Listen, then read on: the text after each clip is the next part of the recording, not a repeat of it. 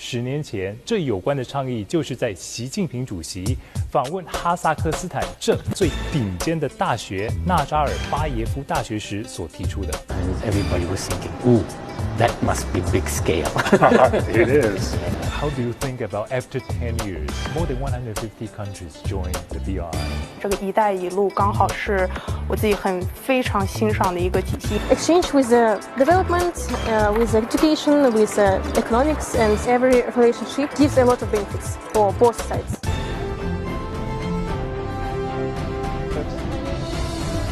实际上，尽管美国总统拜登是拜欢迎收看《白宫意见之一带一路10周年特别版》，我是张经义。今年是一带一路倡议被提出来的第10周年。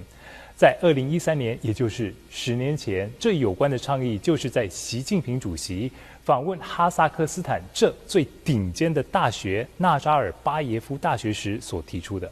而这讲台就是他当时提出这项倡议的讲台。10年后，我们重返这所大学，并且独家专访当时就在现场的纳扎尔巴耶夫大学校长盛茂夫，请他带我们从这个发源地一起回望“一带一路”这10周年。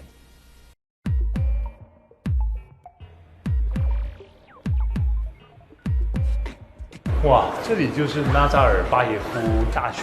对，这是整个哈萨克斯坦最好的一个学校。10年前，习近平主席提出"一带一路"的倡议，就是在这个学校，而且校长也在现场。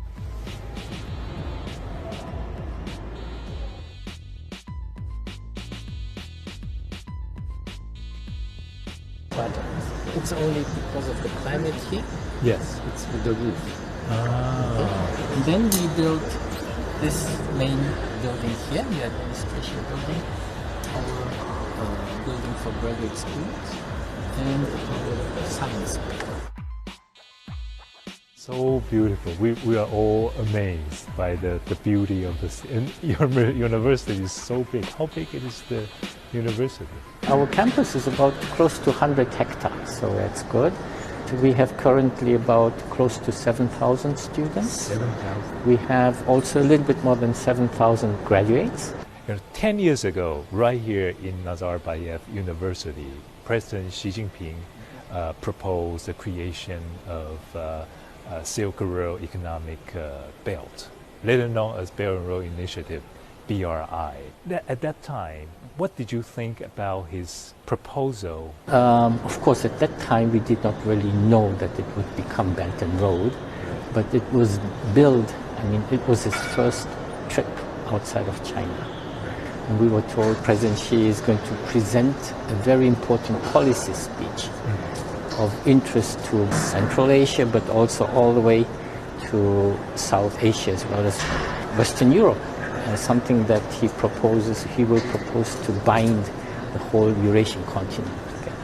And I still remember that he emphasized, so this initiative is bring together more than 3 billion people. And everybody was thinking, "Ooh, that must be big scale." It is. Yes. How do you think about after 10 years, more than 150 countries joined the BRI? I mean, for Central Asia, and in particular for Kazakhstan, that until now was more a landlocked country, is now pivoting to become a land-linked country. And that's really is, I think, contribution of Belt and Road. So Kazakhstan pays a lot of attention to cooperation for the gradual economic integration with all its Central Asian neighbors. In that context, China has been and will be a very, very important partner in all dimensions. And for Central Asia, it's very important to have good neighborly relations with all the countries around in the world.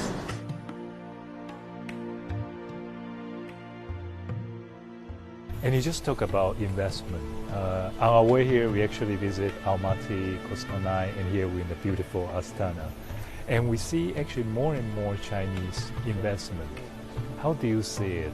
How do you see this opportunity and the challenge ahead? Well, I think Kazakhstan's future always lies in being open. It's a big country, territory-wise, but small population. But Kazakhstan cannot turn its back to the world, so it has to stay open for its further growth, both economic, cultural, technology, everything. So in that sense, attracting investment from outside, including from China, is going to be very, very beneficial.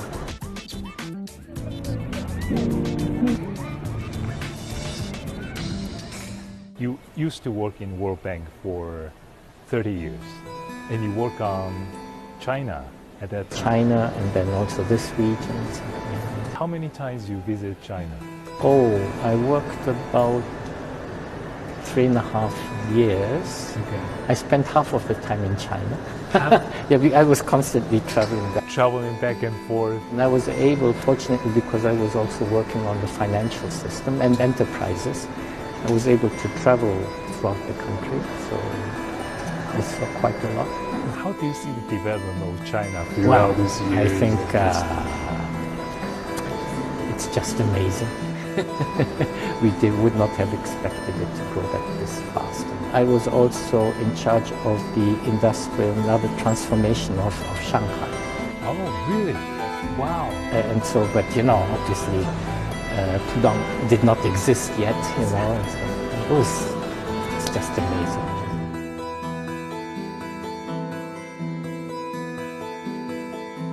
You just say that Kazakhstan has to be open-minded. And do you see, as the president of university, do you see more and more people learning Mandarin? Are there more and more Chinese students come study here in Kazakhstan, especially in your university? Well, I mean, I think 10 years ago, there were maybe 5,000 Kazakhstani students in China. Now it's 3 times.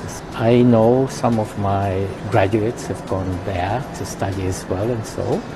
And I think it's important that obviously we also attract more young Chinese students here, because it's important that young people, the next generation, has to get to know each other. 我学习中文汉语2016年，哇塞！对we have a very big campus. It's the main hall. This is the main hall. Main hall, yes. We have a lot of cafeterias here. Very nice. Yes. Also a lot of coffees because our international professors very like coffees, and it is the main place where they study or have meetings with each other. Right. Yes. Next, we can see a lot of blocks. Yeah. It's the main blocks where bachelor degree students learn. Oh, So we study here. On the right side, you can see skywalk. Right. Yes.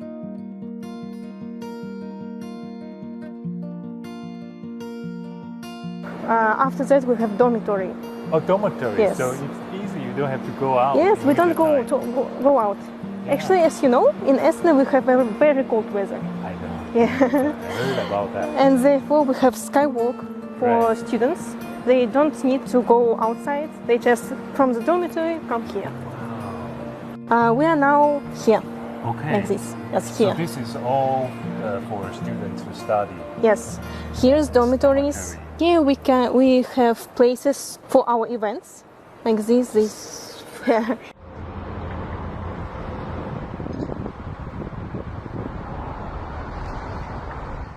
Actually, now I'm studying in the online in the East China Normal University. Online. Yes. To learn Chinese in case to for to a future. study Chinese. Yes, I'm interested in traditional medicine. Chinese medicine will be also good for rehabilitation and prevention of disease. Right. So right. I want to study Chinese traditional medicine. So how do you see this growing ties between China and Kazakhstan? I think it's more and more from the years, and it's good because it's like exchange with the development, with education, with economics, and every relationship is like gives a lot of benefits for both sides.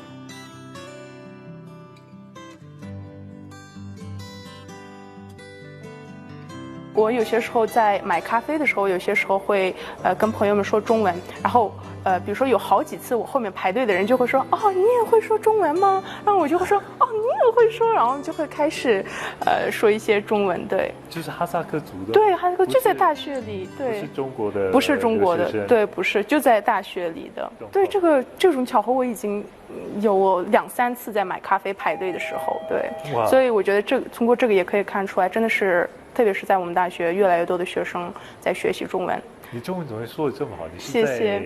我觉得大部分其实是因为我每天都刷微博，每天早上起来第一件事，我会看微博热搜榜，我会看央视新闻，然后我还会追剧、追综艺。对，因为我自己喜欢，然后日常生活中我也很喜欢中国美食。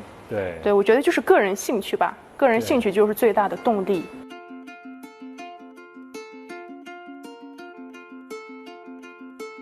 其实说实话，这个“一带一路”刚好是我自己非常欣赏的一个体系，因为我以后虽然我的专业是国际关系，但是我想要辅修经济，对，然后一起带着。所以你会说中文、哈萨克语、俄语，将来到欧洲，一路都能通，对，因为这个“一带一路”。对，古代有丝绸之路，现在有“一带一路”。对。我这趟在哈萨克斯坦国境之内呢，就飞行了5000公里哦。走进了哈萨克的家庭，也与许许多多的哈萨克斯坦人有第一手的接触，让我能不透过第三方的视野，把我亲眼所见的真实的哈萨克斯坦带到你的面前。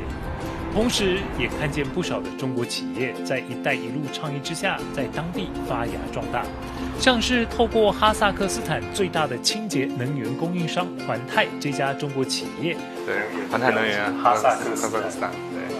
我看见中国企业逐步解决幅员辽阔的哈萨克斯坦无法稳定供电的难题。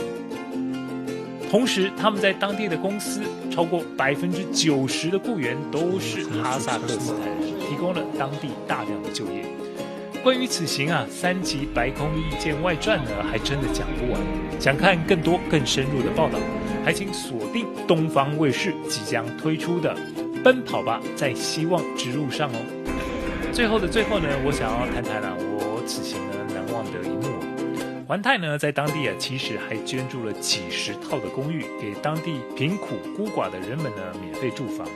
我们到那小区拍摄时呢，孩子们见到镜头呢都躲了起来。直到有哈萨克人说呢，这是中国的电视台呀。孩子们呢一听到 Kitai， 也就是中国之后呢，全都围了过来喊着 Kitai Kitai。那一刻呢，我了解到一家中国企业的行动是能够对当地人的生活产生巨大且深远的影响，也能够让下一代人追求中哈的世代友好。一家中国企业如此，与中国共建“一带一路”的上百个国家，相信更是如此。谢谢你收看《白宫意见外传之哈萨克斯坦完结篇》，感谢平安。这机场看过去的还是天山，对啊，哇，白雪皑皑。